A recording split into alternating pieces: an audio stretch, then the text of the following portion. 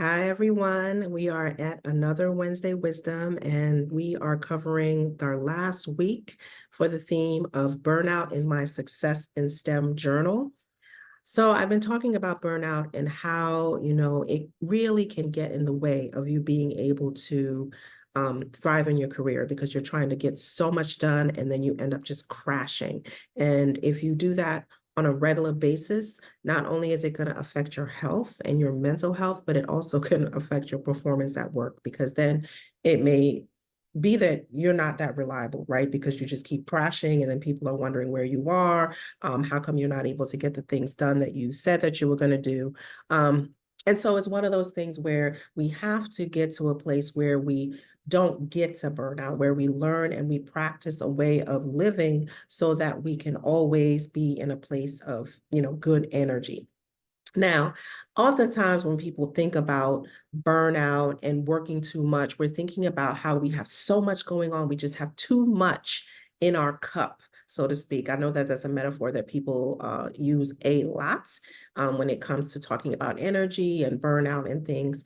And I think it's very important, right? We want to make sure that we're not stuffing ourselves with commitments that we cannot actually live up to, right? But I think also a lot of times it gets a little bit deeper than that, right? The skill of making sure that you have boundaries about not doing too much is one step.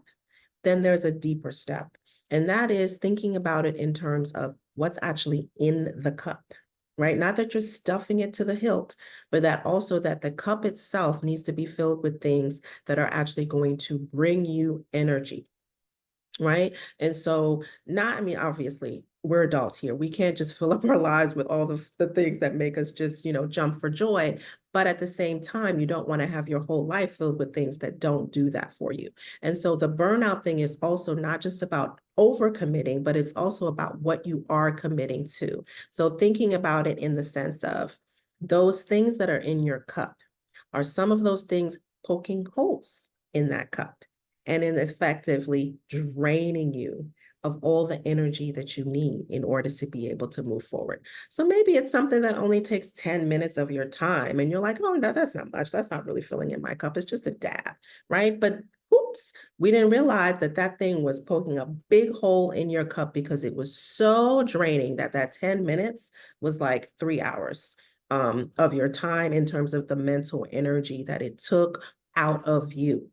And so, really thinking and observing the things that you are actually doing in your life. Not only is it too much, but is it stuff that's actually like not feeling very good for your spirit, your soul, your energy, everything. The other thing, too, is not only are things draining you, but then thinking about again the things that are providing you energy. So, are you filling your cup with a soda? Or are you filling your cup with a green smoothie that is going to like light you up and make you feel great for a good amount of time?